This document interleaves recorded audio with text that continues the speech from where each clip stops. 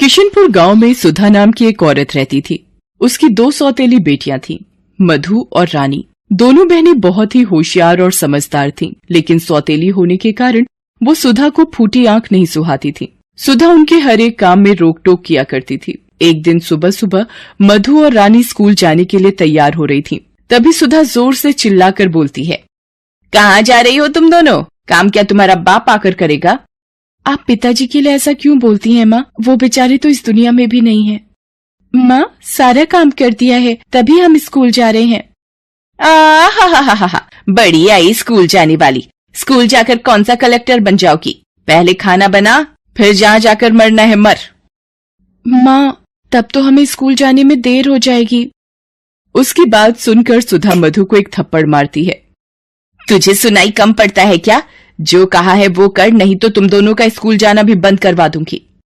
दोनों बहनों के लिए पढ़ाई बहुत ही अहमियत रखती थी, क्योंकि वो जानती थी कि पढ़ लिख कर ही जीवन बदला जा सकता है। इसलिए उन्होंने सुधा की बात मानी, फिर स्कूल गईं। ये अलग बात है कि देर से स्कूल पहुंचने के कारण मास्टर जी से उन्हें थोड़ी डांट भी पड़ी। पढ़ाई खत्म करके जब वे दोनों स्कूल से लौटी, वो दोनों अभी सांस भी नहीं ले पाई थी कि फिर से सुधा ने पूरे घर के बर्तन और कपड़े उनके सामने डाल दिए। कर लिया ना पूरे दिन स्कूल में टाइम पास?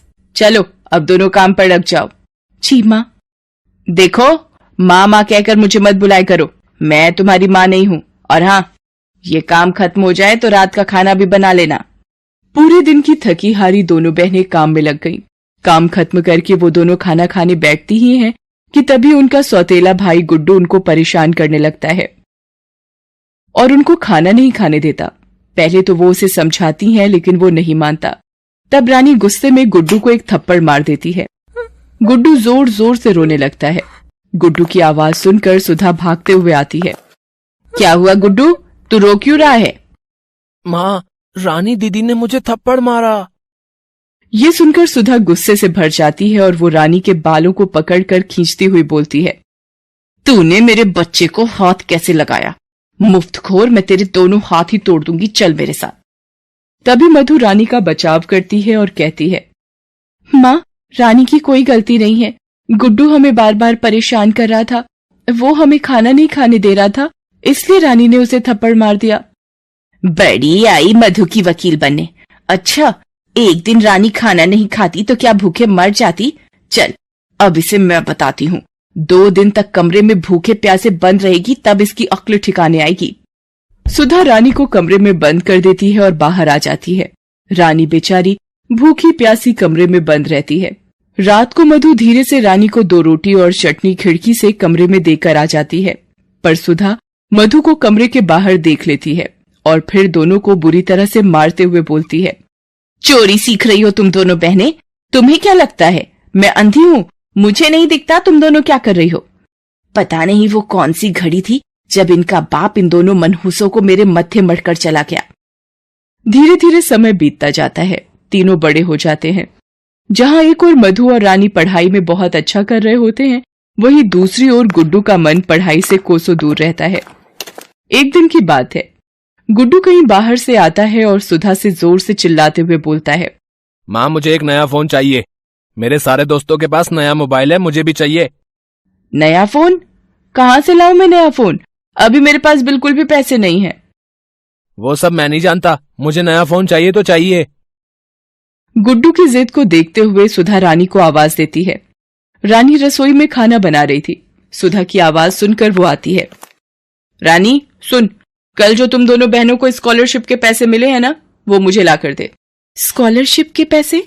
लेकिन क्यों माँ? गुड्डू को नया फोन दिलवाना है। पर माँ, वो तो हम दोनों की पढ़ाई के पैसे हैं। सबसे पहले तो तू मुझे माँ कहना बंद कर। अगर मैं तेरी सगी माँ होती, गुड्डू तेरा सगा भाई होता, तो क्या तब भी तो इस तरह से इनकार करती? सच ही कहा है, सौतेला सौतेला ही रहता है। सुधा की बात सुनकर रानी भावुक हो जाती है और सारे पैसे गुड्डू को दे देती है। लेकिन गुड्डू के शौक उस फोन पर खत्म नहीं होते। थोड़े दिनों बाद ही वो फिर से सुधा के पास आता है और बोलता है, माँ, मुझे नई बाइक लेनी है। मैं गरीबों की तरह बस में धक्के खाकर कॉलेज नहीं जा सकता। मेरे सारे दोस्त बाइक से कॉलेज आते हैं। अरे बाइक कोई 2 पैसे की चीज तो नहीं है ना कि मांगा और हाजिर हो गया। 40-50 हजार रुपए लगते हैं उसमें। मेरे पास कहाँ है इतने पैसे। मुझे तो लगता है कि रानी और मधु की तरह मैं भी तुम्हारा सौतेला बेटा ही हूँ, नहीं तो क्या तुम अपने बच्चे के लिए इस तरह से इनकार करती। ये कहकर गुड्डू गुस्से में पैर पटकता हुआ घर से बाहर चला जाता है। उसके जाने के बाद ठीक ही तो कहता है गुड्डू, एक ही तो बेटा है मेरा, उसके लिए मैं एक बाइक भी नहीं ले सकती। मैं कल ही उसे बाइक दिला दूंगी, लेकिन उसके लिए मुझे जयंती लाल से फिर से उधार लेना पड़ेगा। उसके बाद सुधा रानी को बुलाकर कहती है कि वो जयंती लाल से मिलकर आती है, तब तक तुम दोनों बहनें खाना बनाकर रखना। उसके जाने के बाद दोनों बहनें बातें करती हैं। मुझे तो बहुत चिंता हो रही है, माँ जयंती काका से कर्जा लेने वाली है, वो भी गुड्डू की बाइक के लिए। चिंता तो मुझे भी बहुत हो रही है, माँ का पहले का कर्ज ही नहीं उतरा और अब ऊपर से और कर्ज ले रही हैं। अगले दिन ही गुड्डू की नई बाइक आ गई। गुड्डू अब अपनी माँ की कमजोरी समझ गया था। वो जानता था कि उसकी माँ उसे बहुत प्यार करती है, वो उसकी मांग किसी न किसी तरह पूरा करेगी ही। लेकिन उसकी हर दिन की नई नई मांग ने सुधा को गले तक कर्ज में डुबो दिया था। अब तो उसे भी चिंता होने लगी थी कि इतने सारे पैसे वो अब कैसे चुकाएगी। एक दिन की बात है, शाम का समय था, गुड्डू घर पर नहीं था। तभी सुधा के दरवाजे पर किसी की दस्तक हुई। सुधा ने दरवाजा खोला तो देखा कि जयंती लाल अपने 2-3 लोगों के साथ उसके दरवाजे पर खड़ा है। कौन सी तारीख है आज? 3। कितने महीने हो गए तुम्हें ब्याज के पैसे दिए हुए? वो मैं जल्दी ही चुका दूंगी, थोड़ी मोहलत दे दीजिए मुझे। अरे कितना मोहलत दे दूं तुझे? अब जब तेरे मरने का दिन आएगा तब मेरे पैसे वापस करेगी क्या? जयंती लाल के मुंह से अपनी माँ के लिए ऐसी बातें सुन दोनों बहनों का पारा चढ़ गया। काका, आप हमारी माँ से ऐसे बात नहीं कर सकते। अरे तुझे बाहर किसने आने को कहा, तू अंदर जा। नहीं माँ, मैं अंदर नहीं जाऊंगी। देख रानी, मैं फ्री में पैसे बांटने का काम नहीं करता। तेरी माँ ने मुझसे कर्ज लिया है, वही मांग रहा हूं। कर्ज लिया है इसका क्या मतलब कि हम आपके गुलाम हो गए? आपका जो मन में आएगा वो कहेंगे हमें? काका, हम आपके सारे पैसे धीरे धीरे करके लौटा देंगे, हमें थोड़ी और मोहलत दे दीजिए। जयंती लाल ने एक और तारीख दे तो दी, लेकिन साथ ही ये कहा कि हर एक महीने की इस तारीख को ब्याज के पैसे नहीं दिए तो अंजाम भुगतने के लिए तैयार रहना। दूसरी ओर गुड्डू को जब ये सारी बातें पता लगी तो वो उल्टा सुधा पर ही चिल्लाने लगा। अरे क्या जरूरत थी तुम्हें इतने पैसा उधार लेने की? एक तो मैं हूं जो कटौती में अपना जीवन काट रहा हूं, एक एक चीज के लिए तरसता हूं, और एक तुम हो जो लाखों का कर्जा माथे पर लेके बैठी हो। अरे तुम तो आज ही कल मर जाओगी, फिर ये सारा कर्जा मेरे माथे पर छोड़कर जाओगी तुम। कहां से चुकाऊंगा मैं ये सारा पैसा? गुड्डू की बात सुनकर सुधा की आंखें भर आई। जिस बेटे के लिए उसने इतना सब किया वही बेटा आज उसे भला बुरा कह रहा है। वो ये सदमा बर्दाश्त नहीं कर पाई और उसे गुड्डू के सामने ही हार्ट अटैक आ गया। लेकिन गुड्डू माँ की परवाह किए बिना अपनी बाइक से घूमने निकल गया। मधु और रानी अपनी माँ को लेकर अस्पताल आईं। कुछ दिन अस्पताल में रहने के बाद सुधा की छुट्टी हो गई। वो तो भला हो दोनों बहनों के स्कॉलरशिप के पैसे और उन दोनों के हाथ की अंगूठी का, जिसे बेचकर उन्होंने अस्पताल का सारा खर्च उठाया। उन दिनों दोनों बहनों ने अपनी माँ की खूब सेवा की, लेकिन गुड्डू एक दिन भी अस्पताल नहीं आया। सुधा की आंखें उसे खोजती रहीं, लेकिन वो तो अपनी ही दुनिया में मस्त था। सुधा के घर पहुंचने के बाद, माँ तुम यहाँ बैठो, मैं तुम्हारे लिए एक गिलास पानी लेकर आ रही हूँ। मेरी बच्चियों, तुम दोनों मुझे माफ कर दो। मैंने तुम लोगों के साथ हमेशा सौतेला व्यवहार किया, लेकिन तुम दोनों मुझे अपना मानती रही। अगर तुम दोनों आज ना होती तो शायद मैं भी नहीं होती। ऐसा मत कहो माँ। वो अभी ये बातें कर ही रहे थे कि रानी के चीखने की आवाज आई। सुधा और मधु अंदर गए तो देखा कि गुड्डू माँ के बक्से का ताला तोड़ रहा था, जिसमें माँ के कुछ पुराने गहने रखे थे। सुधा ने ये देखा तो उसे एक थप्पड़ खींचकर मारा। मार क्यों रही है मुझे? तेरे मरने के बाद तो ये मेरा ही है, चल मुझे दे। ये कहकर उसने सुधा को धक्का दे दिया। रेखा और मधु ने ये देखा तो खींचकर उसे भी थप्पड़ मार दिया। माँ को धक्का दिया तूने? तेरी इतनी हिम्मत कैसे हो गई? उसकी हिम्मत मैंने ही बढ़ाई है बेटी। उसकी हर जायज नाजायज मांग को पूरा कर, लेकिन अब नहीं। निकल, अभी निकल तू यहां से। आज से मेरा कोई बेटा नहीं, मेरी सिर्फ 2 बेटियां हैं, 2 बेटियां। ठीक है, जा रहा हूं। मुझे भी नहीं रहना तुम भिखारियों के पास। सुधा ने गुड्डू को घर से निकाल दिया। तमाम उम्र जिसने जिन बेटियों को पराया समझा, वही उनकी अपनी निकली। रेखा और रानी ने काम कर धीरे धीरे माँ का सारा कर्ज उतार दिया। मानसी एक 8 साल की छोटी बच्ची, जिसके मम्मी पापा दोनों नहीं थे। वो अपने चाचा चाची के साथ रहती थी।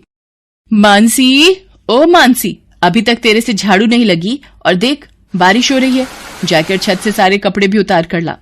अभी लाती हूँ चाची, बारिश बहुत तेज हो रही है, क्या करूँ?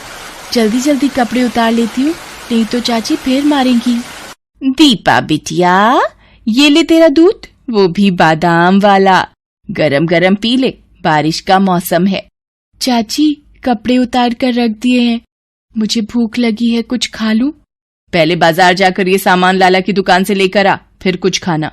चाची, बारिश बहुत तेज हो रही है, कुछ देर बाद चली जाऊं? बारिश इतनी तेज भी नहीं है जो तू बह जाएगी, चुपचाप लेकर आ सामान।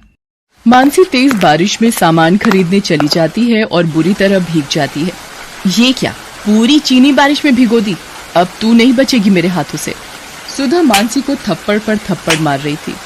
आंखों की अंधी, तुझे दिखाई नहीं दिया क्या चीनी भीग गई है? आज तुझे खाने को कुछ नहीं मिलेगा, रह भूखी। अरे अरे सुधा, इतना क्यों मार रही हो? पागल हो क्या? छोड़ो इसे, चीनी ही तो भीगी है, और आ जाएगी। तुम चुप रहो, पैसे पेड़ पर नहीं लटक रहे जो ये चीजों का नुकसान कर देती है। चल बाहर बारिश में भीग, यही तेरी सजा है। सुधा मानसी को घर के बाहर बारिश में भीगने के लिए खड़ा कर देती है। बहुत बहुत ठंड लग रही है चाची, मुझे अंदर आने दो ना। अब ऐसी गलती दोबारा नहीं करोगी। सुधा बच्ची है, अंदर आने दो, नहीं करेगी दोबारा। एक काम करो, तुम इसे घर के अंदर ले आओ, मैं घर छोड़कर दीपा को लेकर मायके चली जाती हूँ। किशोर चुप होकर कमरे में चला जाता है। तकरीबन 1 घंटे बाद, दीपा, जा बोल दे मानसी को अंदर आकर बर्तन करेगी, सारे बर्तन जूठे पड़े हैं। मानसी, मम्मी बोल रही है अंदर आकर बर्तन धो ले। मानसी भीगे हुए कपड़ों में बर्तन धोने लगती है। भूखी प्यासी मानसी घर का सारा काम करती है। सुधा मानसी पर बहुत अत्याचार करती थी। एक दिन, हाँ भैया, मेरे पति काम से बाहर जा रहे हैं, पीछे से ये काम हो जाना चाहिए। ठीक है, मैं समय पर पहुंच जाऊंगा। किशोर किसी काम से शहर से बाहर चला जाता है। मानसी बेटा, चल तुझे बाजार से नई चप्पल दिला लाऊं, टूटी हुई चप्पल में घूम रही है। चाची, मेरे लिए नई चप्पल? ठीक है, मैं चलती हूँ। सुधा मानसी और दीपा के साथ बाजार जाती है। मानसी, तू यहाँ बैठकर चप्पल देख। भैया, दिखाना जरा चप्पल। मानसी, मैं जरा दीपा को सामने की दुकान से पानी की बोतल दिलाकर आती हूँ। सुधा मानसी को चप्पल की दुकान पर छोड़ जाती है। दुकानदार दूसरे ग्राहकों में व्यस्त हो जाता है। तभी, बेटा, आपका नाम मानसी है ना? आपकी चाची ने मुझे भेजा है, उन्हें घर जाना पड़ा, वो मुझे तुम्हें घर छोड़ने को बोल गई हैं। आओ, तुम्हें घर छोड़ देता हूँ। हैं? अंकल, ये तो मेरे घर का रास्ता नहीं है, आप मुझे कहाँ ले जा रहे हो? ये रास्ता भी घर की ओर ही जाता है, जहाँ से ले जा रहा हूँ चुपचाप चल। मानसी व्यक्ति के हाथ पर काट कर हाथ छुड़ाकर भागती है। ए, रुक जरा, भागती कहाँ है? व्यक्ति मानसी का पीछा करता है। मानसी रोती हुई तेजी से भागती है।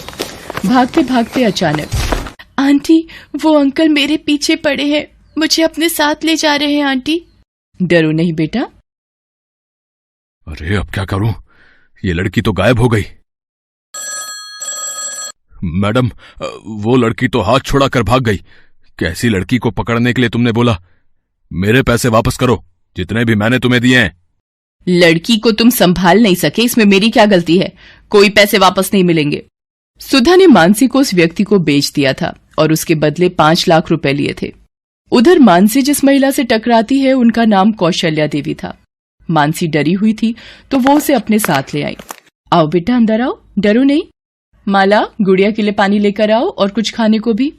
ये लो दीदी। ये कौन है? मैं बाजार से निकली तो ये बच्ची किसी आदमी से डरकर भाग रही थी और मेरे से टकरा गई। मानसी जब खाना खा लेती है तब, बेटी, तुम्हारा नाम क्या है? आंटी, मेरा नाम मानसी है। मेरी चाची मुझे बाजार में अकेला छोड़कर चली गई और उन गंदे अंकल ने बोला कि वो मुझे घर छोड़ देंगे, पर वो अंकल मुझे कहीं और ले जाने लगे थे। मानसी रोते हुए कौशल्या को सारी बात बताती है। तुम यहाँ पर बिल्कुल मत घबराओ मानसी, अब तुम यहीं रहो, यहाँ तुम्हें डरने की कोई जरूरत नहीं। माला, मानसी की भी सभी बच्चों के साथ रुकने की व्यवस्था कर दो, ये अब हमारे अनाथ आश्रम में ही रहेगी। कौशल्या एक छोटा सा अनाथ आश्रम चलाती थी और मजबूर बच्चों की सहायता करती थी। उधर जब किशोर वापस आता है तो वो घर पर मानसी को नहीं पाता। किशोर सुधा से पूछता है, सुधा, मानसी दिखाई नहीं दे रही, कहाँ गई है? यहीं कहीं होगी। किशोर कमरे में चला जाता है, तभी सुधा को व्यक्ति का फोन आता है।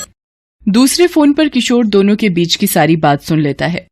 शायद तुम जानती नहीं हो, कल्लू से पूरे एरिया में नाम से ही लोग डर जाते हैं।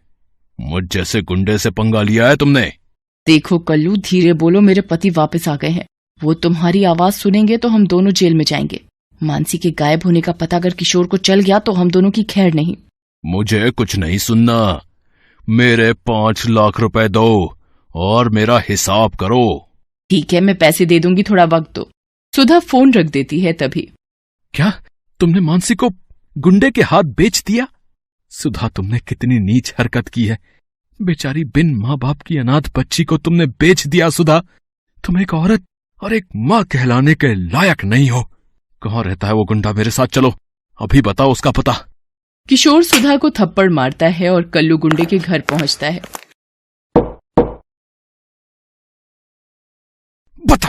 बता मेरी भतीजी मानसी कहाँ है? बता वरना मैं तेरा खून पी जाऊंगा। बता। ये ले। मुझे मत मारो, मुझे नहीं पता तुम्हारी भतीजी कहाँ है। तू ऐसे नहीं मानेगा, पुलिस के सामने सब जुबान खुल जाएगी तेरी। ये ले। किशोर पुलिस को फोन करता है और वो आकर कल्लू से सारी बात पूछते हैं। किशोर जी, हमारे पास एक अनाथ आश्रम की तरफ से एक बच्ची के मिलने की खबर आई हुई है, एक बार वहां चलकर देख लेते हैं। कल्लू को अरेस्ट कर लो रे। नमस्ते कौशल्या देवी जी, वो आपने जो बच्ची के मिलने की खबर दी थी। जी इंस्पेक्टर साहब, मैं अभी बुलाती हूँ। माला, मानसी को ले आओ। चाचा जी। मानसी मेरी बच्ची, मुझे माफ कर दे। तेरी ये हालत मेरी वजह से हुई है। आपको पता भी है मानसी को इन्होंने एक गुंडे के हाथ बेच दिया। आपने एक माँ होकर मासूम बच्ची को किसी गलत हाथ में सिर्फ पैसों के लिए बेच दिया, सिर्फ इसलिए क्योंकि मानसी अनाथ है, इसके माता पिता नहीं है। इंस्पेक्टर साहब, आप सुधा को गिरफ्तार कर लीजिए। किशोर, मुझे माफ कर दो, मेरे से गलती हो गई। चाचा जी, चाची जी को जेल मत भेजो, इन्हें माफ कर दो चाचा जी। देखो सुधा, अपनी आंखें खोल कर देखो, ये बच्ची अभी भी तुम्हारे बारे में सोच रही है। कौशल्या जी, अगर आज आप ना होती तो मानसी का क्या होता? कौशल्या जी, आपका बहुत बहुत धन्यवाद। किशोर जी, अनाथ बच्चों की सहायता के लिए मैं सदा तैयार हूँ, इसलिए ही इस अनाथ आश्रम में हर मजबूर बच्चे को सहायता मिलती है। मानसी बिटिया, अपने चाचा के साथ घर जाओ। किशोर जी, मानसी आपकी जिम्मेदारी है, इसका ध्यान रखिएगा। मानसी, मुझे माफ कर दो बिटिया, मैं अब कभी तुम्हें माँ की कमी महसूस नहीं होने दूंगी। मानसी खुशी खुशी अपने चाचा चाची के साथ घर चली जाती है। कौशल्या देवी की वजह से आज मानसी सही सलामत अपने घर वापस पहुंच गई थी।